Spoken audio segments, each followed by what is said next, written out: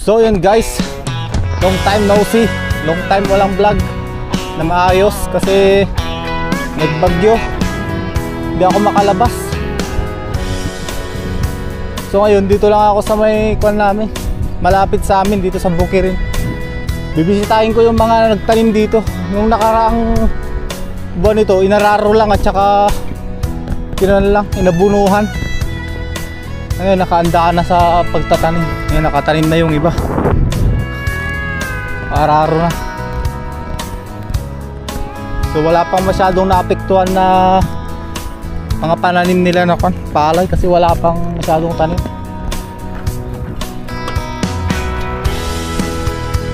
So guys, papakita ko sa inyo yung ang ginagawa nila sa mga lupain nila bago nila taniman. Binubulok nila yung kasi second crop na to guys.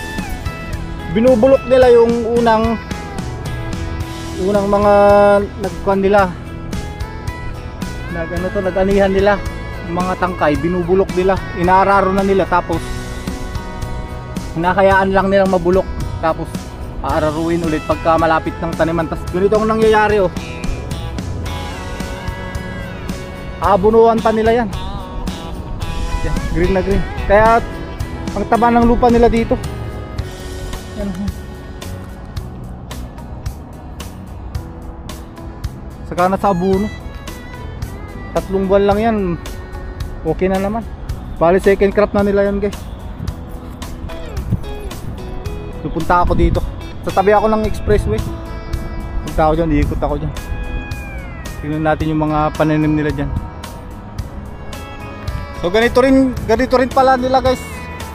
Pinahanda yung taniman ng cherry tomato. Nilalagyan nila yung tangkay ng palay, tsaka may ganyan, tapos babakuran nila yan. Lalagyan nila ng ano ba yun, yung plastic. Hindi, yung net pala, net para aakyatan ng kamatis cherry tomato.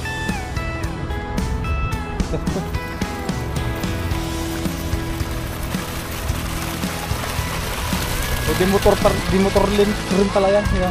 May contactor kasi. Siguro may kwan din yan, may subsidy sila. Kaya hindi sila natatakot na gumamit ng kuryente dito sa may kwan. May tulong ang gobyerno siguro na. Nakasubsidy yung mga farmers. Tsaka alam nyo ba guys na may nabasa ako, sinusulong nila yung sa batas dito na lahat ng nagtatrabaho sa maiinit, mga farmers, mga construction, bibigyan ng gobyerno ng subsidy kasi umiinit daw yung panahon, kaya kailangan nila ng dagdag kita, pang merienda siguro, pang maintenance na nila. Yun yung nabasa ko, sinusulong nila sa Senado pa nila, hindi pa ata nakapasa. So sana ganun din yung sa atin kasi alam nyo ba dito guys na mas malaki ang sahod ng mga mas mahirap ang trabaho kumpara sa mga ordinaryong factory worker. Huwag na natin compare sa mga boss ha. Compare lang natin sa mga ordinaryong yung mga basurero, mga farmers, mga construction, yan mas mataas ang sahod yan. Kaya may makikita ka pang matatanda na nagko-construction, mga farmers. Sabi nila mas mataas daw yung sahod nila compare mo sa ordinaryong factory worker. So sana ganun din sa atin dyan sa Pinas. Mas mataas din sana ang sahod nila. Hindi naman mas mataas, sana taasan na lang para hindi naman sila mahihirapan. Kasi mahirap magtrabaho sa araw, lalo ngayon at umiinit yung panahon. Oh, hirap. Kaya maganda yung naisip ng gobyerno nila dito na bibigyan ng subsidy yung mga lahat ng tatrabaho sa mainit. Dahil nga sa nagbabagong temperatura ng mundo.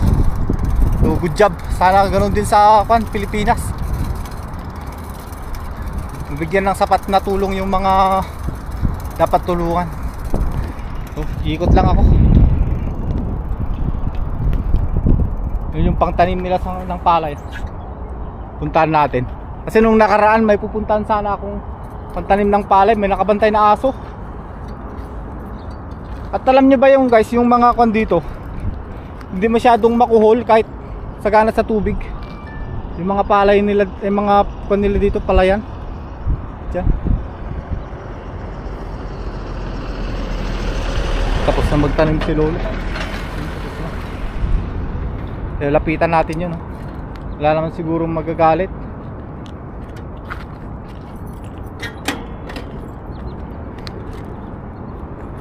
Sana kayo dadaan dito. Kaya ko kayang mag-balance dito. Ay, irrigasyon nila, tuloy-tuloy yung tubig. Kahit na hindi umulan dito guys, tuloy-tuloy pa rin yan. Mas masagana lang ngayon kasi yung nag-uulan. Dilim na naman sa bundok. Yan. Lalapitan ko yung pangtanim nila ng palay. Hindi pa ako nakakita ng personal sa Pilipinas ng pantanim guys ng palay. Kaya titignan ko to kung kapareho nga ba. Kayo na lang mag-judge kung makarating kayo dito sa bandang ito ng video ko, kung kapareho pa. Ganyan, oh. Ganyan yung pangtanim nila ng palay. 2 tao lang nagtatrabaho. Parang jet ski, oh. Montage. Yan. Tapos na silang magtanim. Hindi na ako makaganyan kasi ko malupang kaputik. Yan. Yung pantanim nila, yung mga gulong ganyan, oh. Diyan na kayo sa kamay ko, wala akong tripod.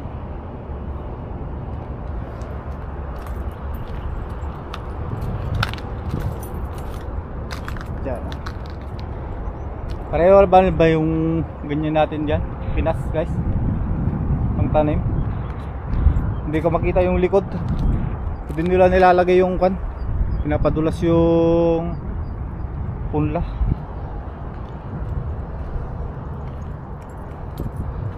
Straight na straight, oh. Pag sa atin yan, ganyan, oh. Tulad sa akin dati, hindi ako masyadong magaling sa pagtatanim ng ganyan. Tatanim ng palay. Pero tumutulong pa rin ako, at least tumutubo. So yun, pagano'n muna ako guys. Hanap ako ng mga technique ng mga farmers.